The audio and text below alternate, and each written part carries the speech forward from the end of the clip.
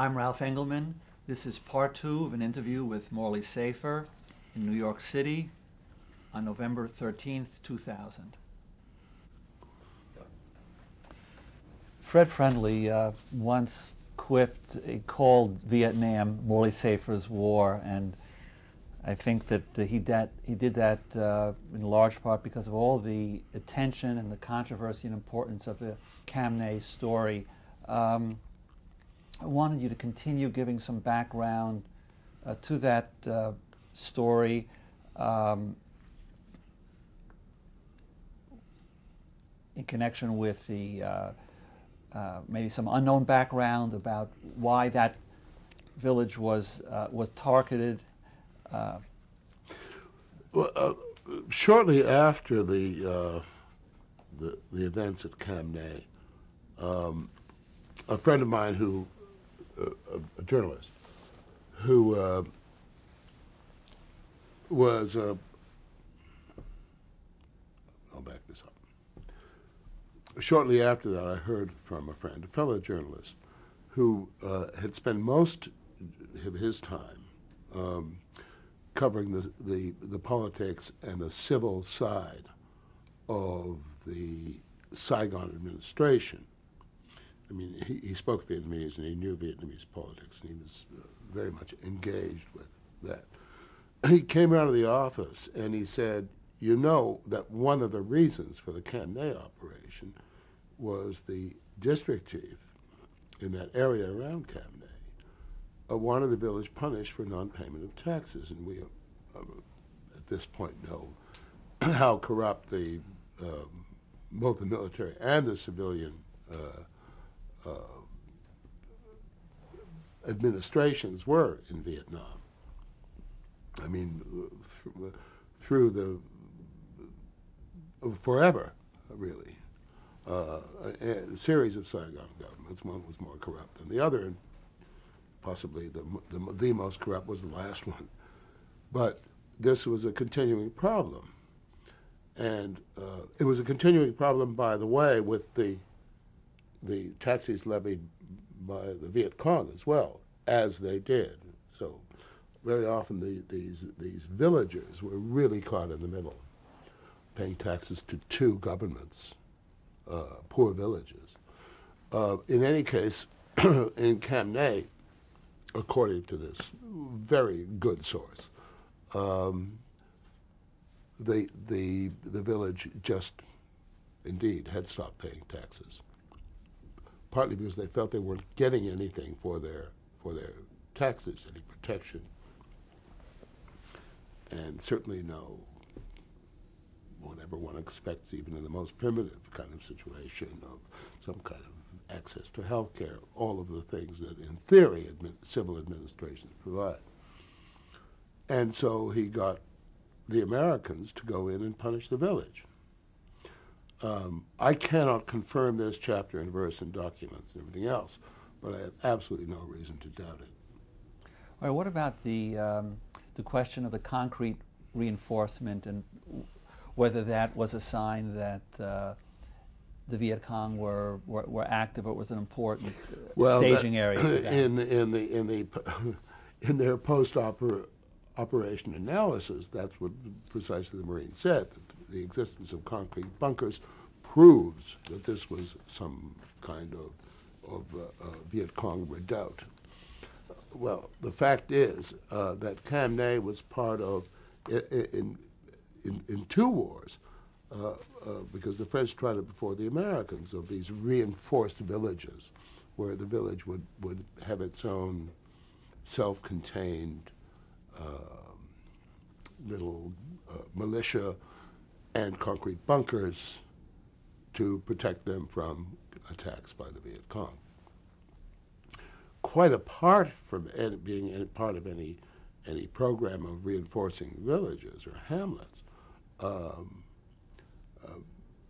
these villagers all over the country took as many precautions as they could possibly or could afford to protect themselves from both sides, whether it was from airstrikes that came too close, or mortar attacks from the VC, or indeed counter-offensives by the South Vietnamese and the Americans.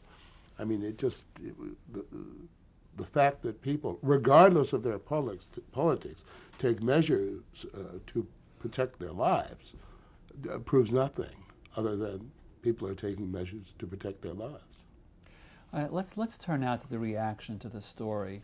Did you have a sense when doing the story of the magnitude of the report and the reaction that it might get? And then once the story was out, were you aware of what initially what a sensation it caused in the United States? I did not have it. I confess to you that at the time it was an interesting story. I think an important story. I had not a clue it would cause the kind of reaction and response that it apparently did. When I say apparently, I wasn't here. I was 13,000 miles away, where at a time when communications were terrible. I mean, phone lines were useless, and trying to get a regular long-distance call through was near impossible. I mean, there was no cable; it was all done by radio, and weather conditions made communications near impossible. That's why we used to do radio reports every evening for the morning broadcasts, and a good part of the time they were just unintelligible, and they would read your reports on the air as opposed to hearing one's voice. So communications were awful. We had even the telex system was something called a slow scan system, which meant kind of a line a minute. It was a very slow ka-chunk, ka-chunk, ka-chunk telex. It wasn't the rapid telexes that we even then were used to in more developed parts of the world.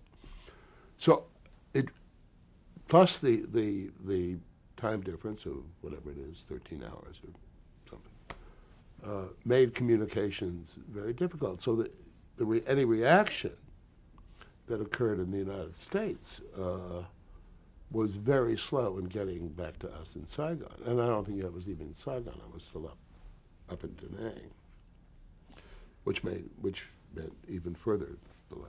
Well, now, how aware were you then of the reaction within the Defense Department? You just took a look at the letter that Assistant Secretary of Defense Arthur Sylvester wrote to Fred Friendly, who was then president of CBS News. How aware were you of the attacks that were being made on you and the questions that were being raised by Sylvester and others? I don't know. It probably took a couple of days for me to become aware. I can't. What is the date of Fred's? Fred's letter was written, I think, August 16th. And the Camnay was August 12th? It was earlier. It was I think, the first week in August. Beginning of August. Well, it took probably 2, 3, 4 days for me to become aware of big reaction of any kind by the Pentagon. I do recall getting a call from a friend at the embassy, at the U.S. Embassy, saying, who I then went and had a coffee with, who said Westmoreland is pissed beyond belief. And I said, pissed at who? And he said, at you, but more importantly at General Walt, who was the commander of all the Marines in Vietnam, and apparently had chewed General Walt out.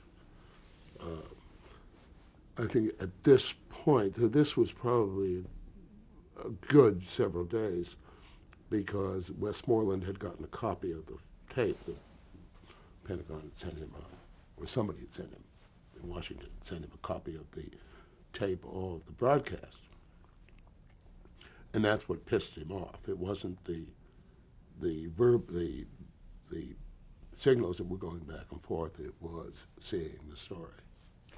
And to what extent were you aware of what, for want of a better term, we'll call the smear campaign against you? And can you describe that? The charges that were made by Sylvester and again, others? I was getting this, delayed and possibly to some extent garbled reports, that I had been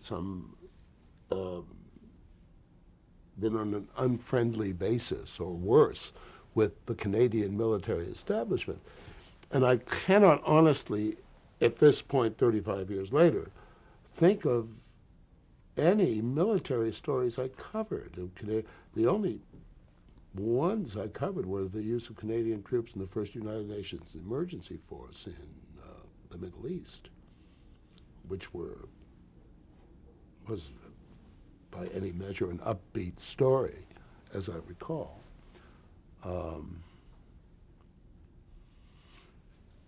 Canadian forces weren't exactly out there in the world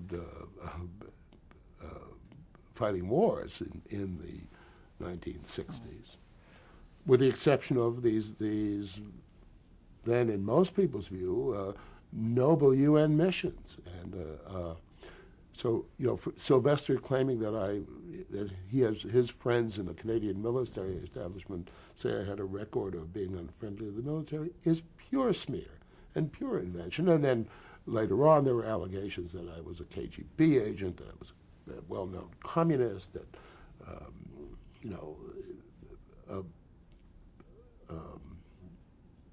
Johnson is alleged to have told Moyers that I was a communist. Moyers tried to explain, apparently, that I was Canadian, and somehow Johnson thought the terms were interchangeable. But there clearly it was a concerted campaign in rereading Sylvester's letter, which just confirms it, that this was a gross attempt at defamation. Now, how did you feel at the time? How did you react? Well, look, I mean, there was animosity, no question, between the Pentagon and the press in Vietnam. I mean, forget Cam Ney. I mean, just in general, there was, Arthur Sylvester was a man who was incapable of speaking in what we might call reasonable, not in diplomatic terms, but in reasonable terms. Let's talk about this, fellas. He was an attack dog, and we'd had a few moments with Sylvester, and I say we, the reporters in Saigon, in Vietnam, and he was pretty plain, pretty brutal, that they were going to go to every end to discredit us, because he felt we were going to every end to discredit them.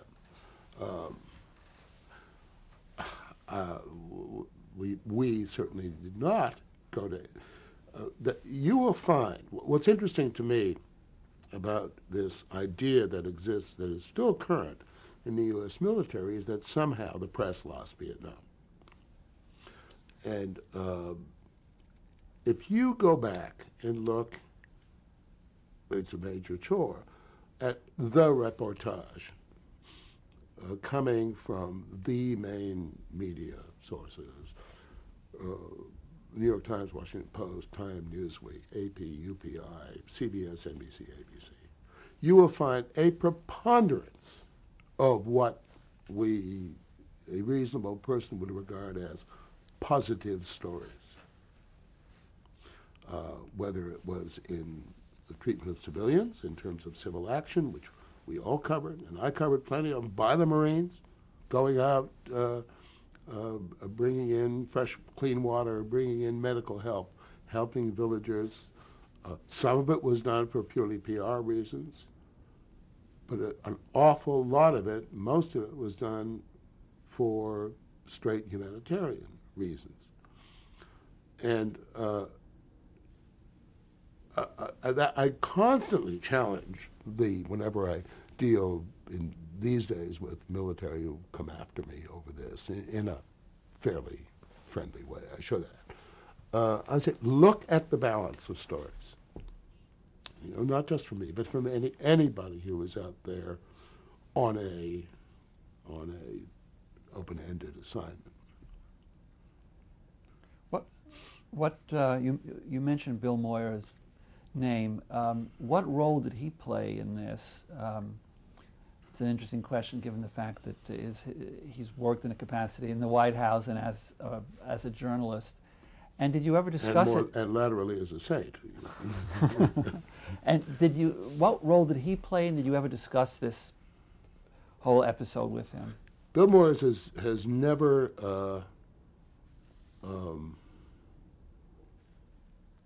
how should I put this?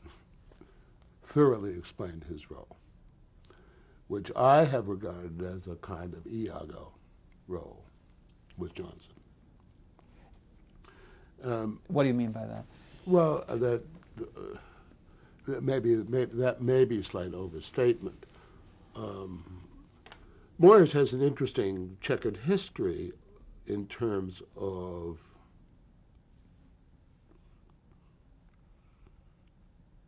he was very much a hawk. Before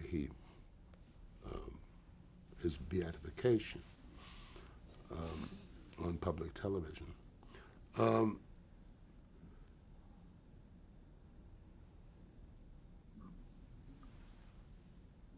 He had acted as a kind of bagman between Johnson and the FBI, as you know, in keeping surveillance on Martin Luther King and the whole civil rights movement.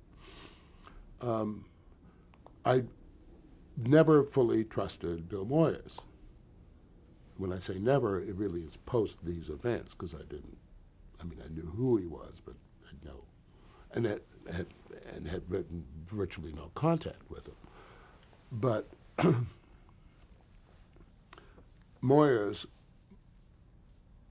the impression I was given by someone who went to intercede in a certain way,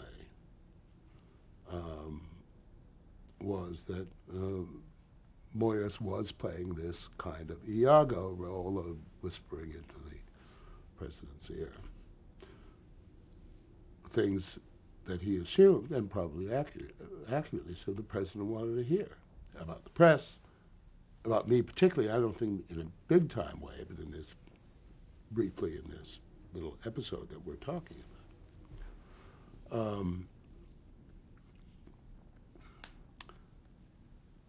I suppose it's not unusual for people in positions of potential power to be excessively ambitious, and I think Moyers is one of those, political operatives, or was one of those political operatives seeking advancement and prominence and access, all of which he had briefly had in the White House. Now, when these attacks were made on you, did you fear for your future as a journalist, or were you fairly confident that CBS would back you? I think the fact that I didn't fear for my future as a journalist was a measure of my confidence in Fred and CBS News, in Frank Stanton and Bill Paley.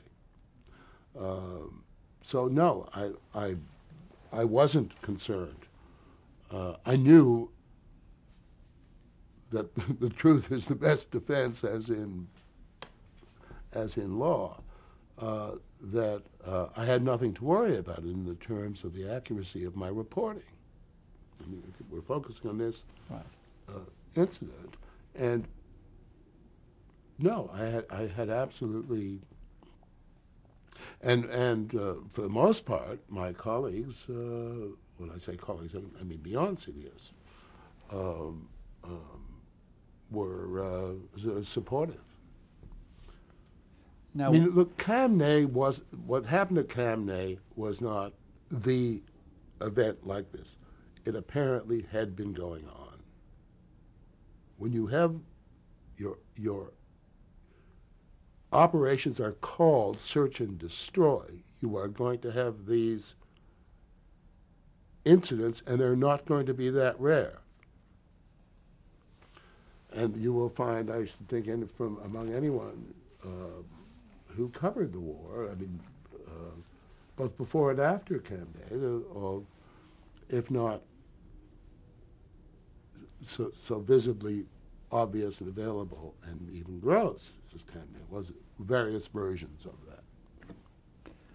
When did you learn? Culminating in something as horrible as My Lai. I think that was rare and maybe an isolated incident, no question. But I think that there was a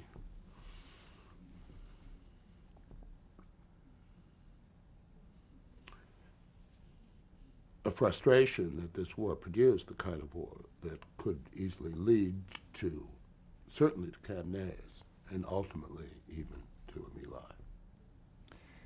Now, several weeks later, as what appears to be, and correct me if I'm wrong, a kind of continuing sort of campaign against you and your credibility, accusations were made that you had somehow violated security from Pleiku in giving a report that was broadcast on the radio.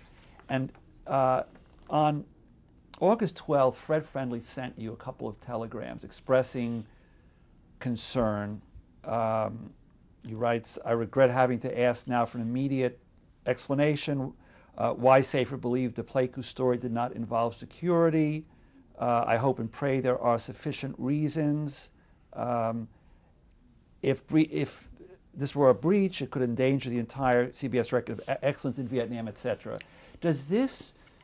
Do you recall getting these communications, and did they reflect the kind of pressure that Fred Friendly and CBS was under, and would a telegram like this put you on the defensive? Again, let me just begin by going back to the point of the terrible communications. So there was no discussing something over the water cooler. You know, we just got to let it. You're dealing with kind of memoranda, you know, these bloodless memoranda. Although if Fred writes it, it's hardly bloodless. So I didn't have the sense, that great sense of urgency and pressure. No. When I got that, let me back up once again. The ground rules for reporting, as you know, there was no censorship, no military censorship or control over our reporting. There was a handshake understanding, which, as far as I know, was never broken. Certainly not by any American journalist, anyone reporting for an American news organization, that we would not talk about movement of troops until the troops had been engaged. You know, unit movements, which was a perfectly reasonable understanding. As I said, as far as I know, it was never broken. The only other obvious admonitions were you wouldn't name people till next of kin had been, casualties till next of kin had been notified. And that was more or less, those were more or less the ground rules. They were never broken. I certainly never broke them. I happened to be in Pleiku when those, I believe, airborne troops were sent in, and I thoroughly checked whether reporting the movement was going to jeopardize, was going to break the ground rules.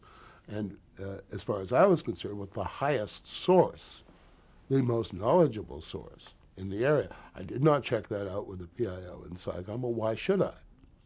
It was, first of all, my source outranked him in both military rank and certainly in knowledge of what was going on the ground and the engagement of troops.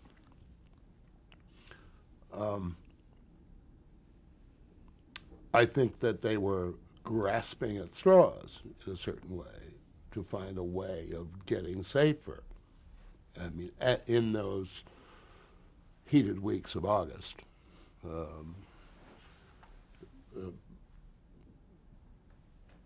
I don't think particularly by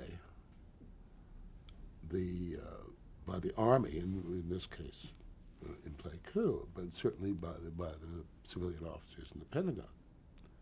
No question of that. And this was just let's try this one on.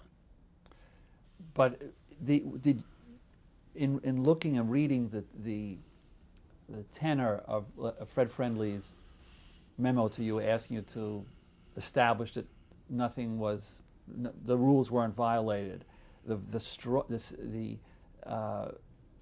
was that something that you felt was of sort of reflected a certain lack of confidence, was unduly sharp, or was it pretty much a legitimate? Well, certainly, reading it in retrospect today, I don't find it unduly sharp. I think it's a kind of